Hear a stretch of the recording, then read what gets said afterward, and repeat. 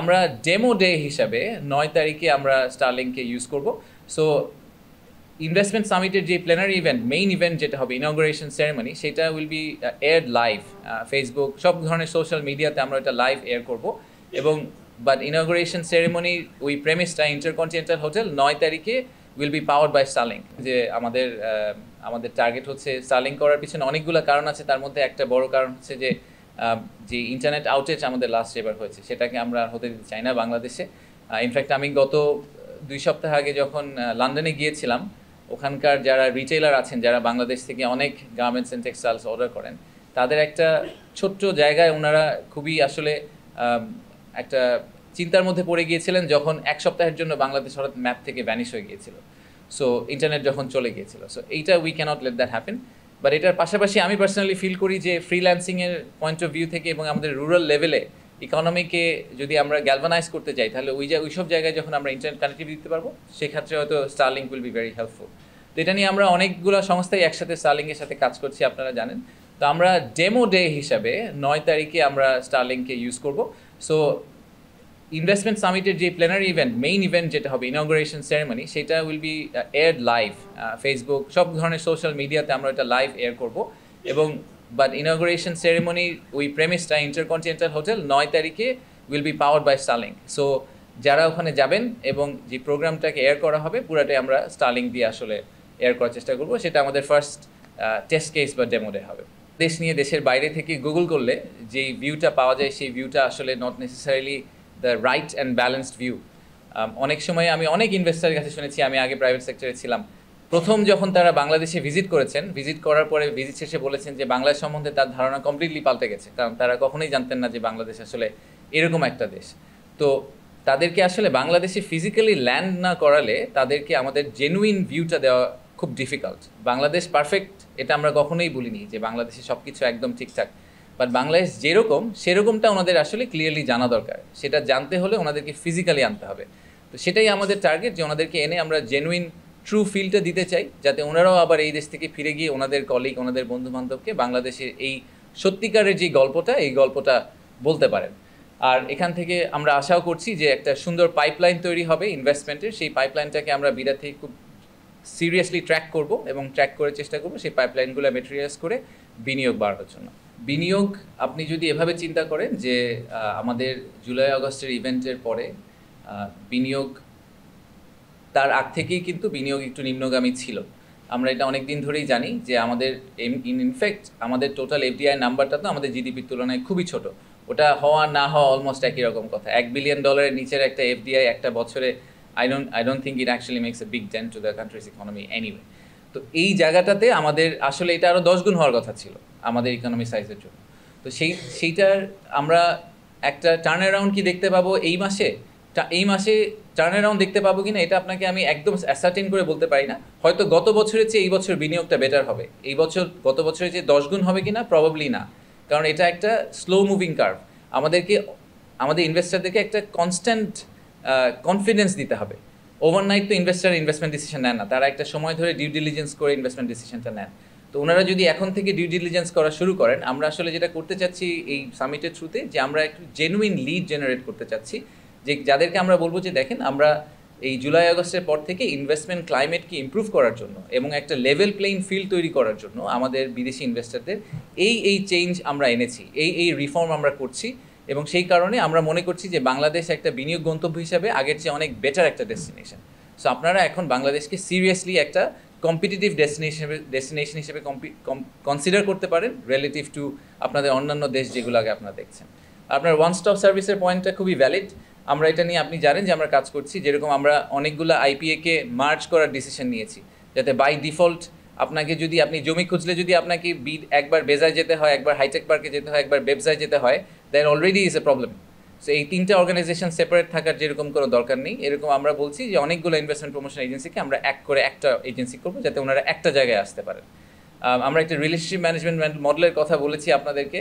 আমাদের যে head of business development Nahian বসে আছে, ওর অ্যাকচুয়ালি কাজই হচ্ছে এটা, যে একটা রিলেশনশিপ ম্যানেজমেন্ট টিম তৈরি করা, যারা বেসিক্যালি হাই ভ্যালু কাস্টমার যারা আছেন ওনাদেরকে একদম হাতে ধরে, ঠিক ব্যাংকে যেরকম জিনিসটা কাজ করে, কর্পোরেট ব্যাংকাররা যেভাবে রিলেশনশিপ ম্যানেজ করেন, ভিতরে ডিপার্টমেন্টগুলোতে ঘুরিয়ে নিয়ে আসেন, সেটা করবেন। আর ফাইনালি আরেকটা ডিসিশন খুব রিসেন্টলি হয়েছে যে যেগুলা হাই টাচ পয়েন্ট মিনিস্ট্রি, যেসব মিনিস্ট্রিতে আমাদের বিনিয়োগকারীদের প্রায়ই যেতে হয়, সেই মিনিস্ট্রিগুলার একদম একটু সিনিয়র লেভেলের কিছু কর্মকর্তাকে আমরা বিডার অফিসে আসলে পোস্টেড করে দিচ্ছি, কোলোকেট করে দিচ্ছি, যাতে ওনারা একটা লোকেশনে এসেই একই সাথে ministry of environment, Bangladesh bank, NBR, BIDA, BEZA সবার সাথে একটা অফিসে বসেই অ্যাপয়েন্টমেন্ট করে দেখা করে চলে যেতে পারেন। সো এনাদেরকে এই কোলোকেট করার প্রসেসটা চলছে, এটা নিয়ে কাজ চলছে। সো আগামী 3 থেকে 6 মাসে আপনারা এই মেটেরিয়াল চেঞ্জগুলো দেখতে পাবেন। সেটার মধ্য দিয়ে আশা করছি যে আসলে জেনুইন ট্রুলি যে ওয়ান স্টপ সার্ভিসের কথা আমরা সবসময় ইনভেস্টরদেরকে বলি, সেটা আমরা প্রোভাইড করতে পারবো। একই পরিমাণ জমিতে এখন অনেক বেশি প্রোডাক্টিভিটি করা সম্ভব, এবং এখন অ্যাগ্রোভোল্টিক বা বিভিন্ন ধরনের অল্টারনেটিভ টেকনোলজি এসেছে, যেখানে আপনি আসলে নিচে এগ্রিকালচার করতে পারবেন, উপরে আবার রিনিউয়েবল এনার্জি করতে পারবেন।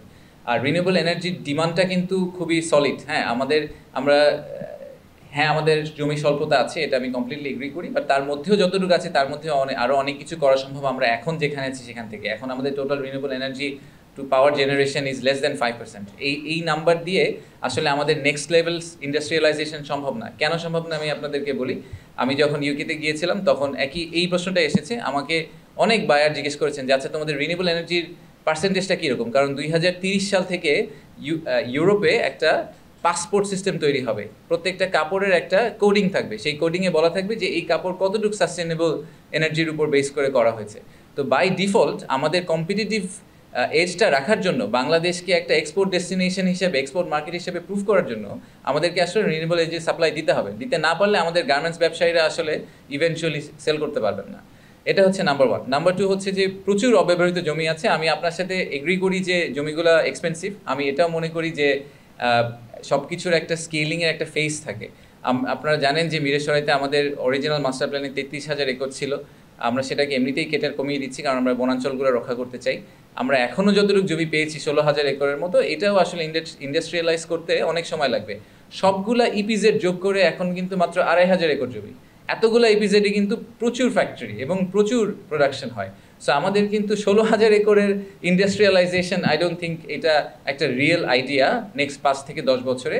আর 10 বছরে একটা solar farm can produce a lot of electricity. So আমরা ওই 10 বছর সোলার ফার্ম প্রডিউস করে আবার আমরা ওটাকে ইন্ডাস্ট্রিয়ালাইজেশন কনভার্ট করে ফেলতে পারি। সো আমি জেনারেলি মনে করি আই থিঙ্ক আমাদের এখনও অনেক ইমপ্রুভমেন্টের সুযোগ আছে। বাংলাদেশের এখন যে অবস্থা, সামগ্রিক অবস্থা, এই সত্যিকার অবস্থাটাই ওনাদেরকে বোঝানো। আমি আবারও বলছি, আপনারা যদি কেউ ইউরোপ আমেরিকাতে বসে বা ইনফ্যাক্ট দেশের বাইরে যে কোনো জায়গা থেকে বাংলাদেশ নিয়ে জানার চেষ্টা করেন, একটা ডেস্কটপ রিসার্চ করেন, সেই ডেস্কটপ রিসার্চে আপনি যে আউটকামটা পাবেন, সেই আউটকামটা আর অ্যাকচুয়াল বাংলাদেশের গ্রাউন্ড রিয়ালিটির মধ্যে অনেক পার্থক্য আছে। আমি গত বেশ কিছুদিন যে কটা দেশে ঘুরে এসেছি, ওখানে সব দেশি বিনিয়োগকারীরা যেই ধরনের আশঙ্কা প্রকাশ করেছেন, সেই ধরনের আশঙ্কা প্রকাশ করার মতো অবস্থা বাংলাদেশের এই মুহূর্তে নাই। আপনি যদি macro economic point of view থেকে চিন্তা করেন, macro is much more stable এখন। ইনফ্যাক্ট আমাদের রিজার্ভ তো স্টেবল হয়ে গেছে, আমাদের ফরেন কারেন্সির যে এক্সচেঞ্জ রেট সেটাও অনেক স্টেবল হয়ে গেছে। আমাদের এক্সপোর্ট নাম্বারটা জুলাই থেকে ডিসেম্বরে এত ডিসরাপশনের পরেও 13% বেড়ে গেছে। সো অনেক ইন্ডিকেটর আছে আসলে ম্যাক্রো ইকোনমিক, যেগুলো বলছে যে ইকোনমি আসলে is heading in the right direction. Economy যদি ঠিক রাস্তায় যেতে থাকে, হ্যাঁ সমস্যার আছে না সমস্যা নেই এটা কিন্তু আমরা কখনোই বলতে চাই না। আইন শৃঙ্খলা রিলেটেড সমস্যা আছে, সেটা ইমপ্রুভ করার চেষ্টা চলছে। ইনভেস্টমেন্টের বিনিয়োগের যে পরিস্থিতি, ইনভেস্টমেন্ট ক্লাইমেট, যেটা নিয়ে ইজ অফ ডুইং বিজনেস, যেটা নিয়ে আমরা অনেক কথা বলি, সেখানে অনেক ধরনের ল্যাকিংস আছে, এবং সেগুলো স্পেসিফিক্যালি ফিক্স করার জন্য আমরা কি করছি, এটা কিন্তু আমরা পাবলিক ডোমেনে দিয়ে দিয়েছি। আমরা 20টা ইনিশিয়েটিভ হাতে নিয়েছি এই বছর, বিডা, বেজা, বেবজা থেকে, যে আমরা বিনিয়োগ পরিস্থিতি উন্নয়নে এই 20টা ইনিশিয়েটিভে ফোকাস করব। ওয়ার্ক পারমিট বলেন, রিপ্যাট্রিয়েশন বলেন, এফডিআই হিটম্যাপ বলেন, মার্জার বলেন, আমাদের এরকম একটা লিস্ট আছে। তো এই লিস্টগুলো ওনাদেরকে আমরা শেয়ার করতে চাই, যে দেখেন আপনি যদি 2024 সালের জুন মাসে আসতেন, আপনি যেই বিনিয়োগ পরিস্থিতি পেতেন, 2025 সালের জুন মাসে কিন্তু আপনি একটা কমপ্লিটলি ডিফারেন্ট বিনিয়োগ পরিস্থিতি বাংলাদেশে পাবেন। তো সেটাও তো আসলে 24 থেকে 25 সিগনিফিকেন্টলি ডিফারেন্ট। এবং আপনি একটা অ্যাটলিস্ট এটুক তো আমরা কনফার্ম করতে পারি যে আপনি যখন আসবেন তখন আপনাকে কোনো মন্ত্রী মিনিস্টার এখানে ব্যবসা করার জন্য আটকানোর চেষ্টা করবে না। সো এরকম অনেক ধরনের ব্যাপারই আছে যেগুলো আমরা শেয়ার করতে চাই। আমরা একদম জেনুইন রিয়েল পিকচারটা দিতে চাই। আমরা বলতে চাচ্ছি না যে বাংলাদেশ সিঙ্গাপুর হয়ে গেছে, সেটা বলারও আমাদের দরকার নেই, কিন্তু জেনুইন পিকচারটা ওনাদেরকে দেওয়া আমাদের দরকার। সেজন্যই আমরা আসলে এই সামিটটা করতে চাই। বাংলাদেশে একটা কাজ করেছিলাম প্রথম দিকে, আপনারা অনেকে হয়তো শুনেছেন, যে আমরা বাংলাদেশের ম্যাক্সিমাম বড় বড় কোম্পানির সিইও এবং উদ্যোক্তাদের সাথে কথা বলেছিলাম, বোঝার জন্য যে ওনাদের মেজর ইস্যুগুলো কী, আসলে বিনিয়োগের ক্ষেত্রে মূল সমস্যা ওনারা কোনগুলো ফেস করে। তার মধ্যে কিন্তু এই পলিসি কন্টিনিউইটি কথাটা বারবার উঠে এসেছে, যে ওনারা একটা বিজনেস মডেল করেন, তারপরে 5 বছরের মধ্যে ট্যাক্স রেট 5 বার চেঞ্জ হয়ে যায়, বিভিন্ন ধরনের নিয়মকানুন 5 বার চেঞ্জ হয়ে যায়, তো ওনাদের অরিজিনাল বিজনেস মডেলটা আর কাজ করে না। আমি পার্সোনালি খুবই মনে করি যে আমাদের একটা ইনকিউবেশন পিরিয়ড থাকা উচিত, যে কোনো একটা ব্যবসা যখন ব্যবসা শুরু করবে তখন সে যেই ট্যাক্স রিজিম বা পলিসি লেভেলে শুরু করবে সেটাতে সে অ্যাটলিস্ট 3 থেকে 5 বছর কন্টিনিউ করার সুযোগ পাবে। যদি আমরা বাকিদের জন্য rule of the game change করে দেই, তারপরেও তার জন্য আমাদের ওই রুলগুলো চেঞ্জ করা উচিত না, কারণ তা না হলে তাদের পক্ষে আসলে বাংলাদেশে এসে বিনিয়োগ করা খুব ডিফিকাল্ট হয়ে যাবে। সো এটা নিয়ে আমরা এনবিআর এর সাথে খুব ক্লোজলি কাজ করছি। আমরা চেষ্টা করছি যে আমরা একটা ফ্রেমওয়ার্ক দাঁড় করানোর জন্য, যাতে শুধু আমাদের সময় না বাট ভবিষ্যতে যে পলিটিক্যাল গভর্নমেন্টগুলো আসবে তারাও যাতে সেই ফ্রেমওয়ার্কের ভিতরে থেকে পলিসি কন্টিনিউটিটাকে এনশিওর করার চেষ্টা করে। আমি নিলাম positive suggestion, good suggestion. So